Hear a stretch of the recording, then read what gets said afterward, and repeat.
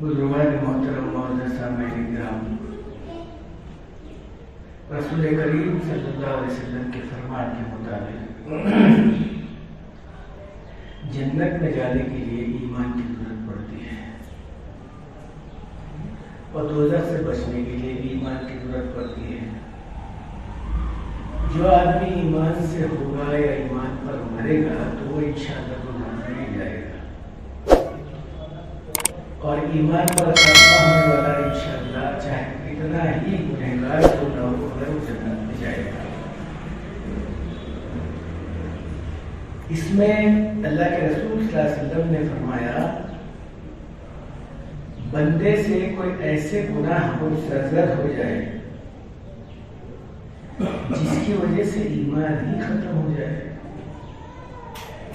تو پھر اللہ اس کو معاف کرے، کیونکہ یہاں پر حضور صلی اللہ علیہ وسلم بھی خاموش ہو گئے۔ ایسی حرکتیں کیا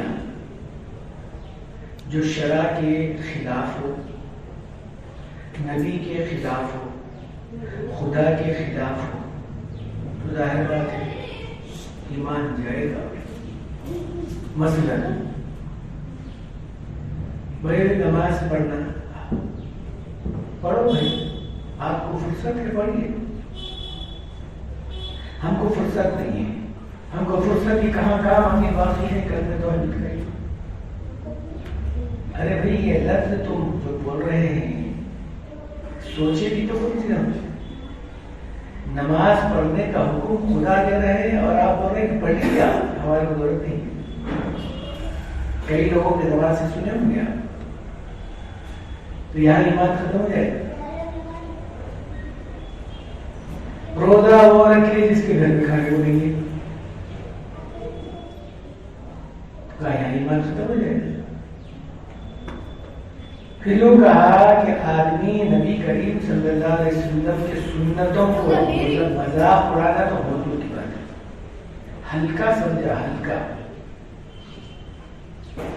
یہ سر مڑایا گیا کہ سنت رسول بھی ہے، داڑھی بڑھائی گئی، سنت رسول بھی تو ہے۔ کہ بھائی ارے شادی کے لیے داڑھی چھوڑا، شادی کے لیے دے دی، اس کا مطلب یہ ہے شادی بغیر داڑھی کے کرنا۔ تو وہ زمانہ تھا ابھی داڑھی نہیں آتی تھی، شادی ہوتی تھی۔ اب یہ داڑھی کا معاملہ تو کچھ عجیب ہے، اگر وہ وقت میں شادی ہوتی تو 5 بچوں کا باپ ہوتا جس وقت میں شادی کر رہا ہے۔ داڑھی نہیں، شادی کر رہا ہے۔ اللہ معاف کرے ہم لوگوں کو، بہت سارے ایسی باتیں نبی کریم صلی اللہ علیہ وسلم کے ان سنتوں کا مذاق اڑایا جاتا ہے۔ ہمارے میں ایک فرقہ ہے، کرتا اتنا نیچے، پائجامہ ٹکنے کے اوپر، سنت رسول ہے، بڑے بھائی کا کرتا، چھوٹے بھائی کا پائجامہ، عام لوگوں کے زبان میں چلتا ہے، فرقہ ہے۔ اب کیا کہیں گے ان کو؟ اب یہی دعا کریں گے کہ اللہ ان کو توفیق دے۔ یہ سمجھ رہے ہیں کہ وہ ہم بہت اچھا بول رہے ہیں، یہ لمبے کرتے والوں کو، یہ جو ہے چھوٹے پیجامے والوں کو، ہم لوگ جو ہے بول رہے ہیں کہ لوگوں کو جو ہے تکلیف دینا ہے، ان کو جو ہے شرمندہ ہم کو نہیں کر رہے بیٹے۔ آپ لوگ اللہ کو شرمندہ کریں، اللہ کے نزدیک تم شرمندہ ہے، اللہ کے مقابلے میں تم جو ہے سنتوں کی شرمندگی کر رہے، رسول کریم صلی اللہ علیہ وسلم کی شرمندگی کر رہے ہیں۔ ایک ایران کا شاعر بہت اچھی شاعری کرتا تھا، نبی کریم صلی اللہ علیہ وسلم کی شان میں جو قصیدات، جو شاعرات لکھا ہے، ہزاروں کی تعداد میں لوگ صرف پڑھتے اور عمل ہی نہیں کرتے بلکہ آنسو ٹھہراتے ہیں۔ ایسی شاعری والے بعض وقت میں شاعر حضرات بھی کچھ اچھے اشعار بول دیتے ہیں۔ تو جب اللہ کے رسول صلی اللہ علیہ وسلم کے مناقبات اور درجات اور ان کے جو ہے اللہ تعالیٰ نے نشانوں کی قربت کا جو معاملہ اشعار میں کیا، ہمارے ہندوستان کے عالم بہت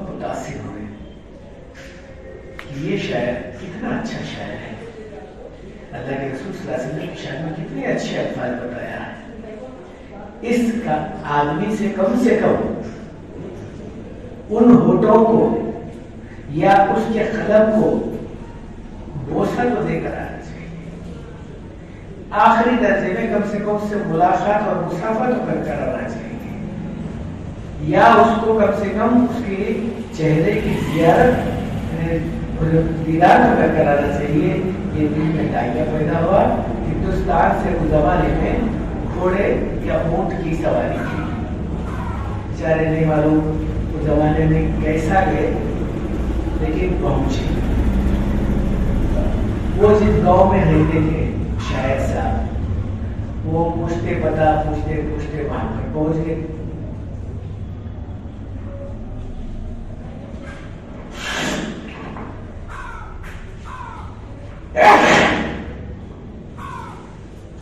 گھر پہ جا کے پوچھے کہ بھائی شاعر صاحب سے ملاقات کرنا ہے, میں ہندوستان سے آ رہا ہوں.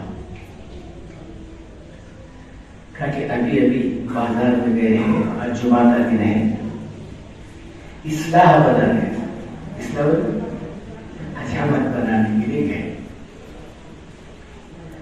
بھائی اب ظاہر بات ہے کسی حجام کی دکان نہیں ہوں گے, اور کیا ہے. دیکھتے وہ جگہ پر پہنچے جہاں حجامت کر رہا ہے.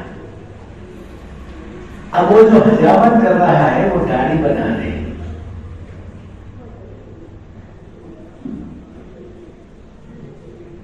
جیسا دیکھے ایک دم خاموش, یعنی ساکت. میں کیا سوچ کر آیا تھا, میں کیا آرزو لے کر آیا تھا, یہاں تو معاملہ ہی کچھ برعکس دکھ رہا ہے. یعنی اللہ کے رسول صلی اللہ علیہ وسلم کی سنت تو ہے داڑھی کا چھوڑنا, اور یہ بیچارہ داڑھی مڈا رہا ہے, آدھی مڈا رہا تھا. دیکھ کر کہنے لگے کہ یا اللہ اب تو رحم کر. شاعر بہت ذہین ہوتا ہے, بعض وقت چہرہ دیکھ کر اس کے دل کی حالت کو بھانپ لیتا ہے.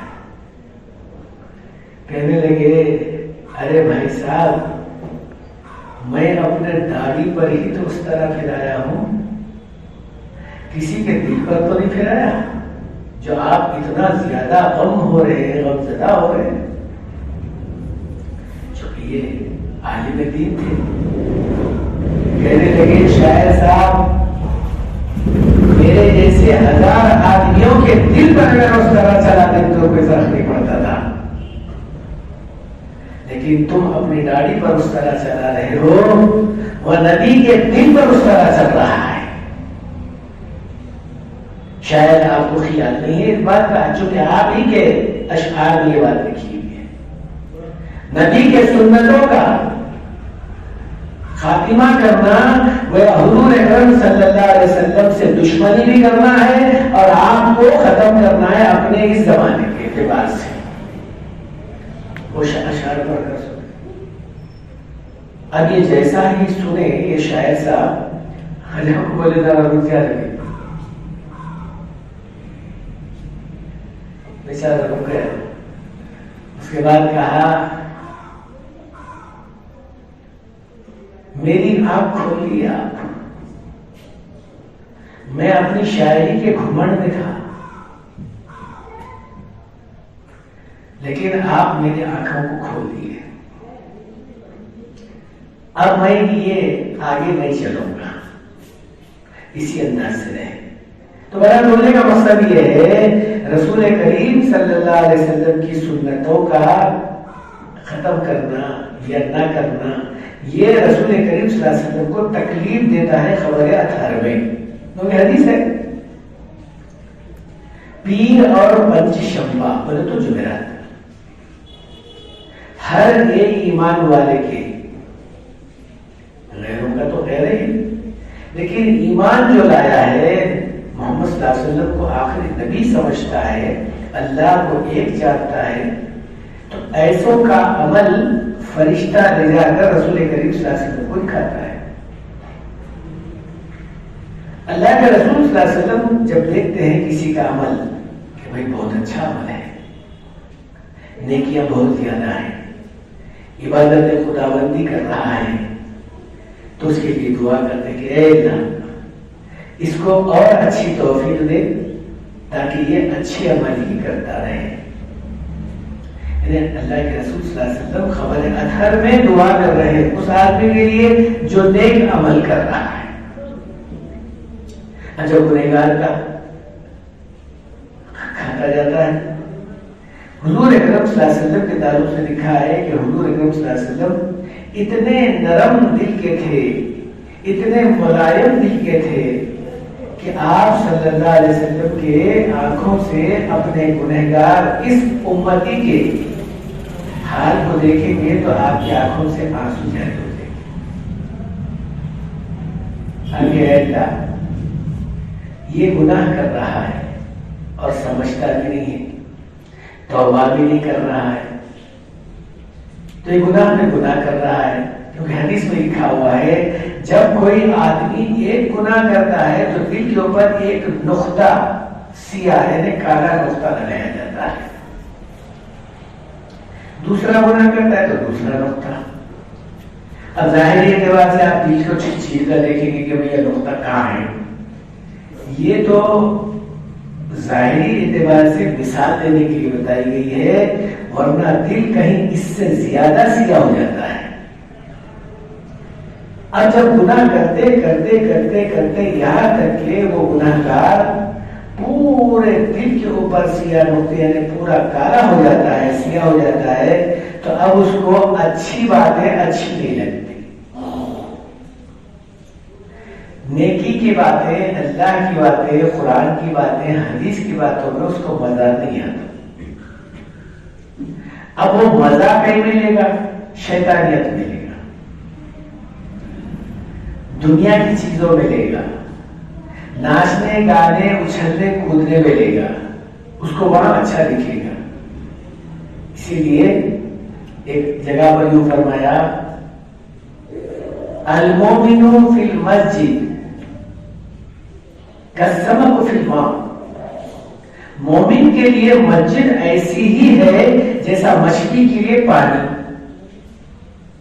پانی سے مچھلی کو اگر ہٹا دیا جائے تو ظاہر بات ہے پھر سے پانی میں جانے کی فکر کرے گی. ایمان والے کی وہ شان ہو, جب مسجد سے نکلا تو پھر مسجد میں آنے کو طبیعت اس کی چاہے, مسجد نہ چھوڑے. حضرات صحابہ کرام رضی اللہ تعالیٰ اجمعین کا ہمیشہ ایک معمول تھا, جب اللہ کے رسول صلی اللہ علیہ وسلم کے فرمان اور ارشادات سنتے, یا تو دین کی باتوں کو پھیلانے کے لیے جاتے, یا تو دین کا علم سیکھنے کے لیے جاتے, یا تو دین کا علم لوگوں تک پہنچانے کے لیے جاتے, یا جنگ کے لیے جاتے, یعنی اسلام کو فروغ دینے یا اسلام کی بات کو لوگوں تک پہنچانے کے لیے جنگ وغیرہ کرتے. اس کے علاوہ کوئی سفر ہوتا ہی نہیں تھا اکثر و بیشتر, بلکہ 99% بولے نہیں 110% بولے تو بھی چلے گا. پھر جب وہ واپس آتے اپنے سفر سے, اپنے کاروبار سے, تو سیدھا گھر کو نہیں جاتے تھے, سیدھا مسجد نبوی کو آتے تھے. پہلے رسول کریم صلی اللہ علیہ وسلم کے چہرے انور کی زیارت کرتے تھے, دیدار کرتے تھے. اللہ کے رسول صلی اللہ علیہ وسلم کا چہرے مبارک دیکھ کر یہ لوگوں کی سخت گرمی میں پیاس ختم ہو جاتی تھی, اور بھوک کی حالت یعنی اتنی ندھان طریقے سے بھوک لگتی, لیکن جب رسول کریم صلی اللہ علیہ وسلم کا چہرے مبارک دیکھتے تو بھوک ختم ہو جاتی. حضرت ابو ہریرہ رضی اللہ تعالیٰ عنہ فرماتے ہیں میں جب سفر سے واپس آیا تو عشاء کی نماز کا وقت ہو چکا, نماز بھی ہو گئی. حضور صلی اللہ علیہ وسلم اپنے صحابہ کو لے کر مسجد نبوی کے صحن پہ بیٹھے. اب آپ صلی اللہ علیہ وسلم کا جو جسم پر کپڑا تھا وہ یمن کا بنایا ہوا تھا. سفید زمین یعنی مطلب یہ ہے کہ سفید کپڑے کے اوپر دھاریاں تھی, نیلی نیلی نیلی دھاریاں تھی. اللہ کے رسول صلی اللہ علیہ وسلم کے جسم پر وہ کپڑا ہے. حضور صلی اللہ علیہ وسلم پورے صحابہ کے درمیان میں بیٹھ کے کچھ اللہ رسول کی اللہ کی باتیں بتا رہے ہیں. حضرت ابو ہریرہ رضی اللہ عنہ فرماتے ہیں میں آیا سیدھا، جو کہ ہمارا معمول تھا رسول کریم صلی اللہ علیہ وسلم کے چہرے اطہر کا دیدار کرنا، اس کے بعد گھر کو جانا. چنانچہ وہ سیدھا آئے، صحابہ کے درمیان میں حضور صلی اللہ علیہ وسلم بیٹھے تو اللہ کے رسول صلی اللہ علیہ وسلم کو جب دیکھے چہرے کو تو 14ویں رات کا چاند نکل رہا تھا. ظاہر بات ہے 14ویں رات کا چاند تو بہت مشہور ہوتا ہے، پورا پورا نکلتا ہے، پوری روشنی دیتا ہے. کبھی میں چاند کو دیکھتا تھا، کبھی نبی کے چہرے مبارک کو دیکھتا تھا.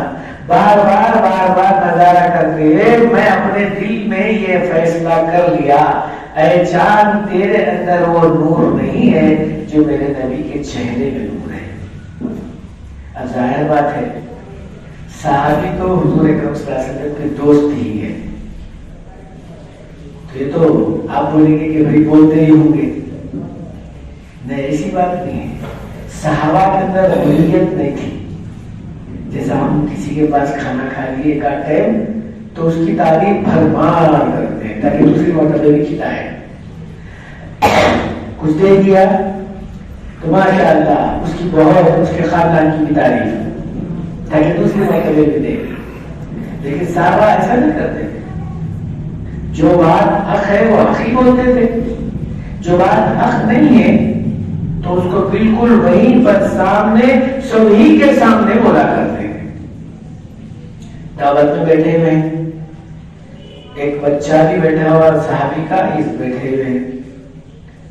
بچہ کہنے لگا کہ بھئی سالن ختم ہو گیا. لاؤ بول کر نہیں بولا، سالن ختم ہو گیا. باپ فوراً کہنے لگے یہ میرا بیٹا نہیں ہے، میں نے اس کو آگ دے دیا.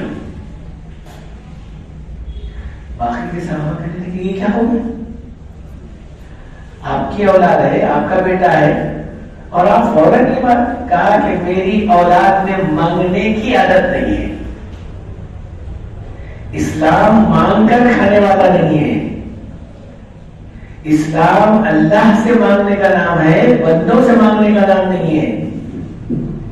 تو ایک صاحب کہہ رہے وہ تو سالن ختم ہو گیا. یہ تو سوال ہی جو ہوا ختم ہو گیا تو نہ ہو سکا. تو ایسے صحابہ کرام رضی اللہ عنہ مجمعین کی زبان سے بات نہیں کر رہی کہ میرے نبی کے چہرے میں جو نور ہے وہ چاند میرے اندر نہیں ہے. حضرت عائشہ رضی اللہ تعالی عنہ رسول کریم صلی اللہ علیہ وسلم حجرے مبارک کو بیٹھے، جو لوگ اس کو گئے اب اللہ کے رسول سے آرام کر رہے ہیں، وہی حضرت عائشہ رضی اللہ تعالیٰ عنہ کا حجرہ تھا، یعنی مکان. مسجد نبوی بھی اس حجرے سے لگی ہوئی ہے. اللہ کے رسول صلی اللہ علیہ وسلم اپنے معلوم اللہ تعالیٰ جل شانہ کے نور کے اندر یا آپ کے فراق کے اندر یا آپ کے مراقبے کے اندر بیٹھے ہوئے. حضرت عائشہ رضی اللہ تعالیٰ عنہ باہر سے آئی. جیسا ہی اللہ کے رسول صلی اللہ علیہ وسلم اندر بیٹھے فوراً اب تو بات شوہر بھی تو ہے، کمرہ بھی تو نہیں کا ہے. تو رسول کریم صلی اللہ علیہ وسلم نے کہا مانتی کون ہے تو؟ اب بیوی کو بابا کون ہے؟ چونکہ اللہ کے رسول صلی اللہ علیہ وسلم بیجا کوئی الفاظ نہیں بولا کرتے تھے، ایسا صحابہ میں بھی نہیں تھی عادت. لیکن اللہ کے رسول صلی اللہ علیہ وسلم کون ہے؟ عائشہ، میں عائشہ ہوں، میں عائشہ. رسول کریم صلی اللہ علیہ وسلم ذرا زور سے کہتے ہیں من عائشہ، کون ہے عائشہ؟ کہنے لگی بنت ابو بکر، میں ابو بکر کی بیٹی ہوں. رسول کریم صلی اللہ علیہ وسلم پھر کہتے ہیں من ابو بکر، ابو بکر کون ہے؟ اب یہ ذرا گھبرانے لگی کہ اللہ کے رسول صلی اللہ علیہ وسلم یا تو خفا ہے ظاہری اعتبار سے، یا غصے میں ہیں جو ایسے الفاظ بول رہے ہیں. کہنے لگی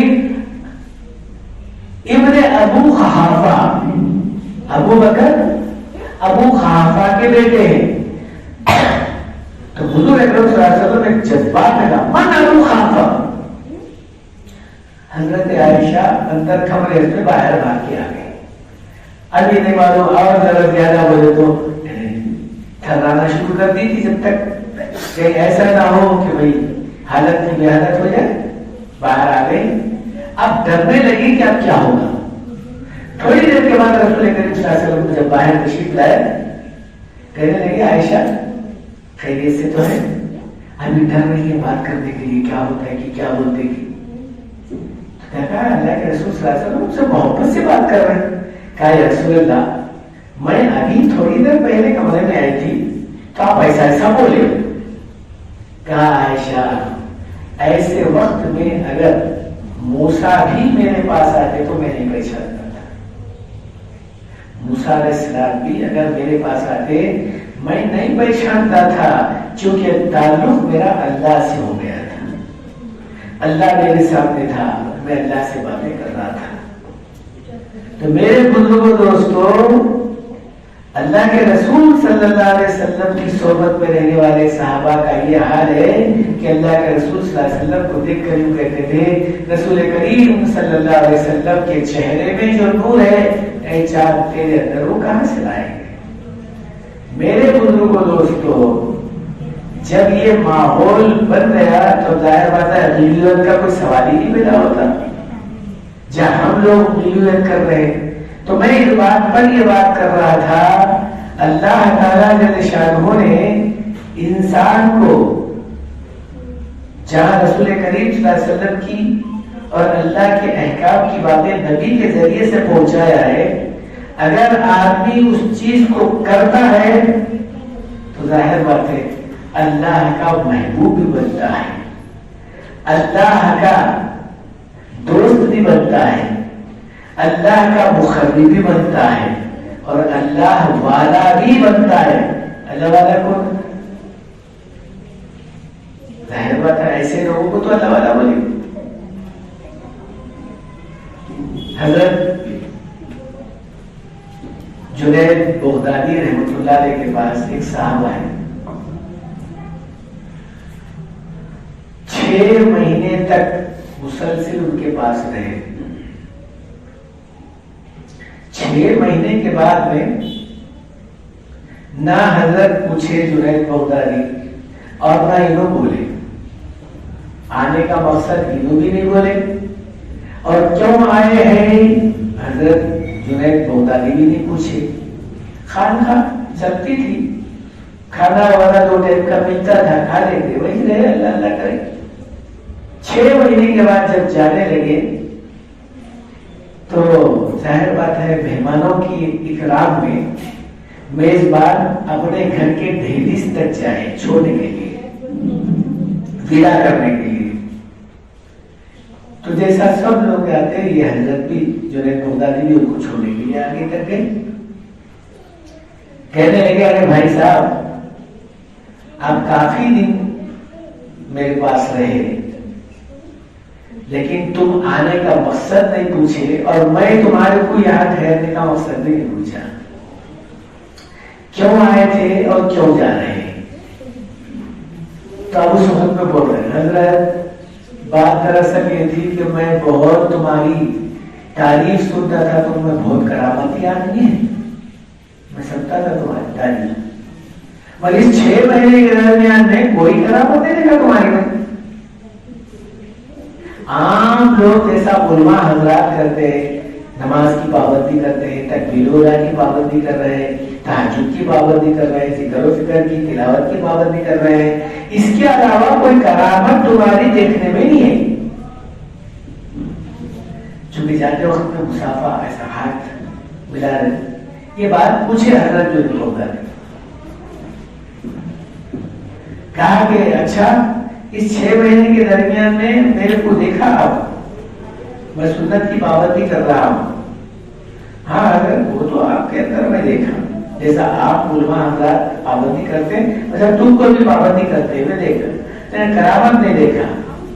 उसके बाद हाथ ऐसा छटक के बोलने लगे, अरे नादान, इससे बड़ी करामत और क्या हो सकती है?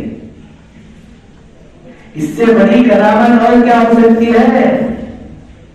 وہ جملہ کہا الاستقامت الف فوق الکرامہ. آدمی سنتوں کے اوپر جمع رہے، احکام خدا کی پابندی کرتا رہے، اس سے بڑی کرامت کچھ بھی نہیں. ہوا میں اڑنا مکھی کا کام ہے، انسان کا کام نہیں ہو. لوگ بتاتے ہیں شوتیرا بازی بولتے اسے. پانی پہ چلنا، ارے یہ تو مچھر اور یہ مچھلی کا کام ہے، ہمارا کام نہیں ہے.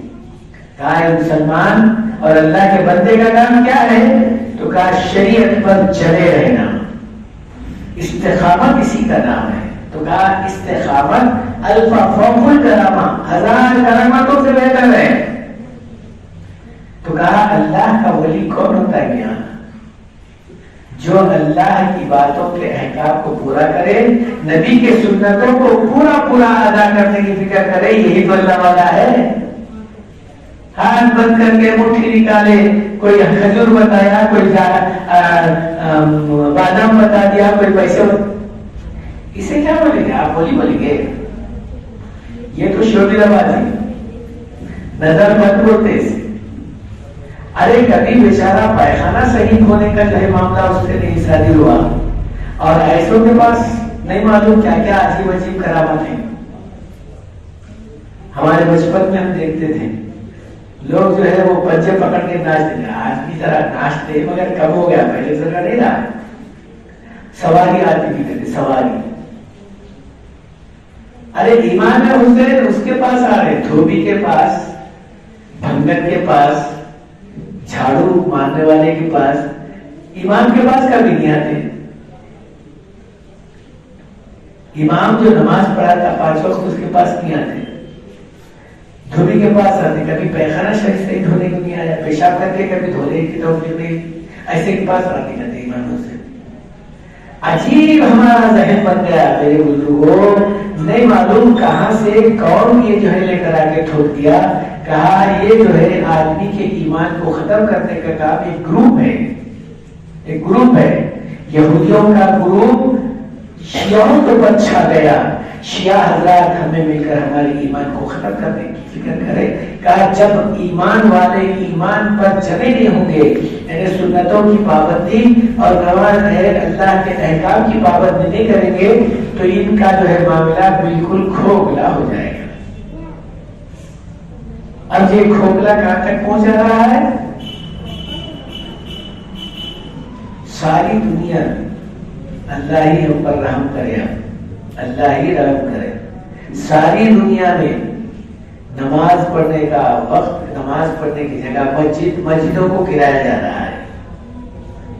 ان بچوں کو جو تعلیم، دینی تعلیم دی جا رہی ہے مدرسوں میں، اب تو جائزہ بھی شروع ہو گیا. آپ لوگ اخبار بھی پڑھ رہے ہوں گے، دیکھ رہے بھی ہوں گے. جائزہ شروع ہو گیا، کتنا پڑھ رہے، کیا پڑھ رہے، کئی کو پڑھ رہے، اتنے بچے یہاں کئی کو جمع ہو گئے. اب شروع ہو گیا. عجیب اور غریب حرکت ہے، یہ ہماری بدعمالیوں کا نتیجہ ہے. ہم اپنے نبی کی سنت کو چھوڑ دیے ہیں، احکام خدا کو دور کر دیے ہیں. تو خدا نے حضور رسول کریم صلی اللہ علیہ وسلم کی زبان میں اعمالکم اموالکم، تمہارے عمل جیسے ہوں گے تمہارے اوپر حکومت کرنے والے ویسے ہی رہیں گے. اگر کوئی زیادتی کر رہا ہے اس کے اوپر انگلی مت اٹھاؤ جو ہمارے اوپر حکومت کر رہا ہے. آپ اپنے گریبان میں جھانک کر دیکھیے کہ میرے اندر کون سی چیز کی کمی ہو گئی ہے. ایک تابعی ہے، فرماتے ہیں جب کبھی بھی میرا گھوڑا اور میری بیوی میری بات نہیں سنتی، نہ گھوڑے پر میں زیادہ نہیں کرتا، نہ بیوی کو کچھ ڈانٹ کرتا. اپنے اعمال کا جائزہ لیتا کہ کون سی فرض میری دی ہے، کون سی اللہ کے احکام کی پابندی میرے اندر سے نکلی ہے، کون سی سنت میری چھوٹ رہی ہے، میں اس کا جائزہ لیتا ہوں. جب میں اللہ کی نہیں سنتا تو میری گھوڑا بھی نہیں سن رہا، میری بیوی بھی نہیں سن رہی. تو میرے بزرگوں دوستو، آج ہم بجائے انگلی ایسا اٹھا کر بتانے کے بجائے، آپ میرے کو دیکھ رہے ہو کیا، ایک انگلی تمہاری طرف 3 انگلیاں میری طرف ہیں. یہ ہمارے بچپن میں استاد ہمارے کو بولتے تھے ارے تو کسی کو برا بول رہا ہے تو یہ تینوں برا تیرے کو بول رہے ہیں. تو کسی کو اچھا بول رہا ہے تو یہ تینوں بول رہے تو اچھا ہے. انہیں بول رہا میں گواہ ہوں. تو آپ ذرا اس کے بارے میں سوچئے کہ بھائی ہم کیا کر رہے تھے, کیا کرنا چاہیے تھا, کیا کر رہے ہیں. حالات اتنے بگڑتے یہاں تک بگڑے ہوئے اب معلوم ہو رہے ہیں کہ اب معاملہ دنیا کے اعتبار سے مسلمان کا جینا ایسا ہی مشکل ہو رہا ہے جیسا انگار ہاتھ میں پکڑنا ہو رہا ہے.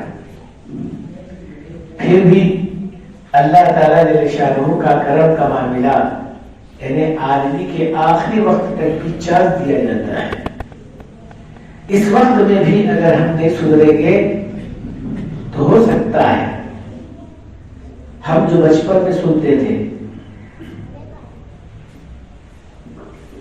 ہمارے گھر اور ایک پڑوسی ہمارے اس کے درمیان میں 6 فٹ کی جگہ ہے, 6 فٹ کی.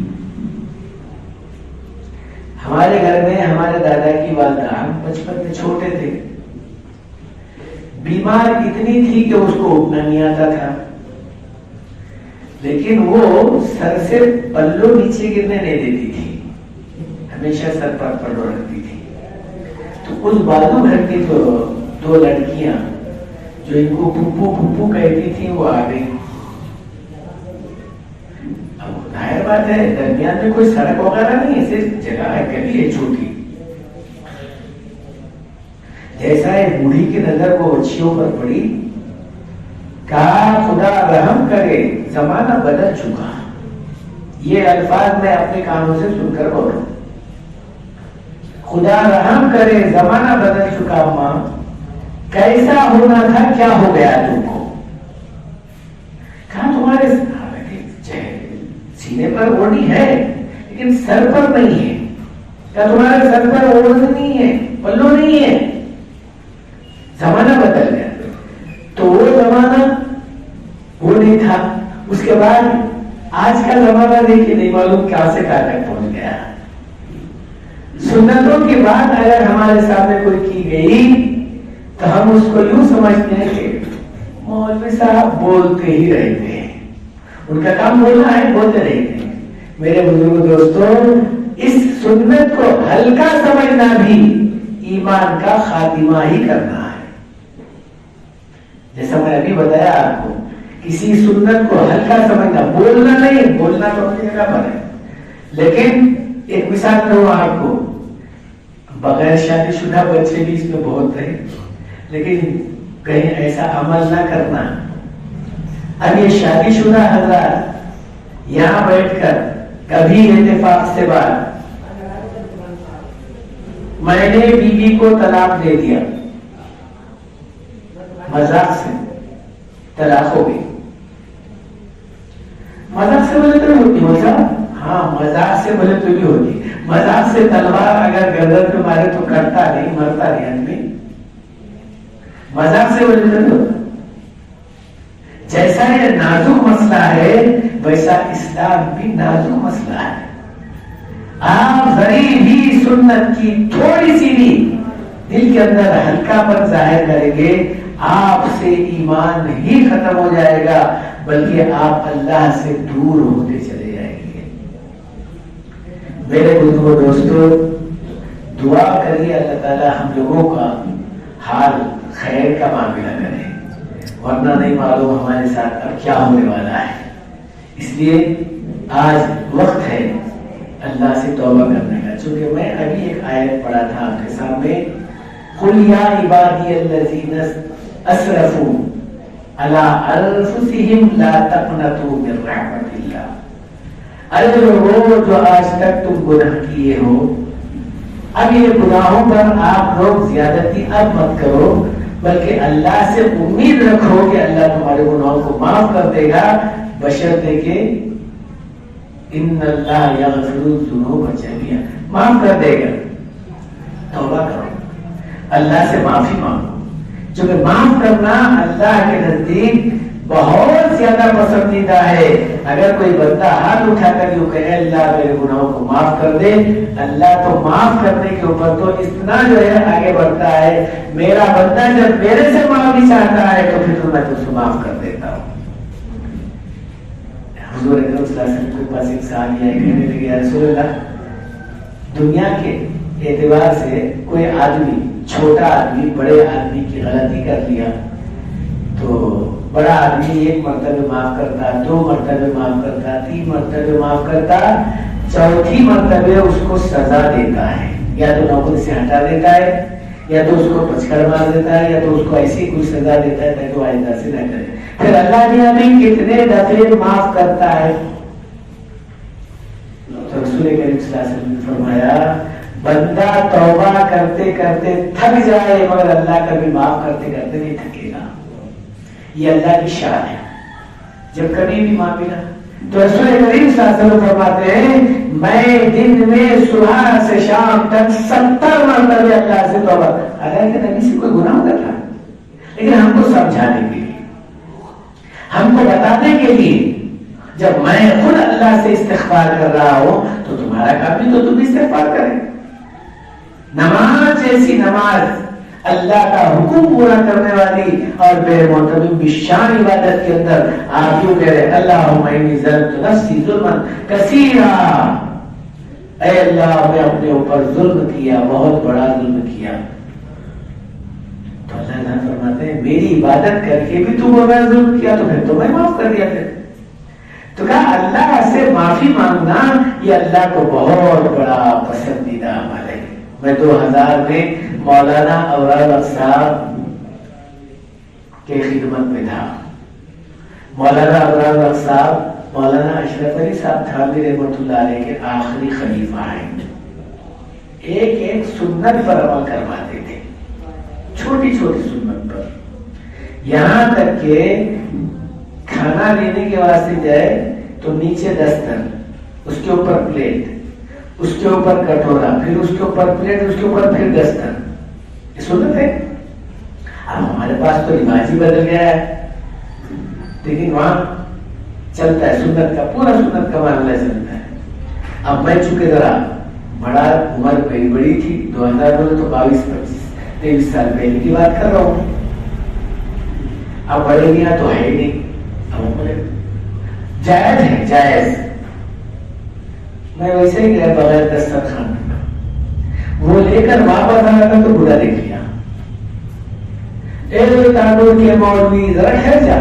میں بولا میری جھنڈی لینے والا ہے بوڑھا ہے, آپ کو نہیں معلوم سنت کیا چیز ہے. اب دیکھ لیا تھا میں بوڑھے میاں کی غصے کی بات, جذبات کی بات. بڑے میاں کے پاس کتنی ہی بڑی غلطی ہو جائے, حضرت آئندہ سے نہیں کرو گا, میری توبہ ہے. اگر یہ بول دیے تو بالکل وہاں سے چلے جاتے تھے, وہاں نہیں کہتے تھے. اگر ذرا بھی کچھ بولے تو پھر اس کی پورا پانی اتار کر دیتے. کہا کہ حضرت غلطی ہوگی, آئندہ سے نہیں کرو گا, بس. ارے دنیا کے آدمی کے اندر اتنی بات ہو کہ غلطی کی معافی مانگے تو معاف کر دے, اور اللہ نے معاف نہیں کرے گا. تو کہا اللہ تعالیٰ کے نزدیک توبہ سے زیادہ کوئی پسندیدہ چیز نہیں ہے. تو ہر وقت اللہ سے توبہ کرتے رہیں, اللہ سے معافی مانگتے رہیں, اور اپنے اعمال کو صحیح بنانے کی فکر کرتے رہیں. اللہ ہم سب لوگوں کو ایسی توفیق نصیب فرمائے, ایمان کے ساتھ رہنے کی اور ایمان پر جمے رہنے کی, ایمان پر خاتمہ ہونے کی توفیق نصیب فرمائے. وہ ہمارے نہیں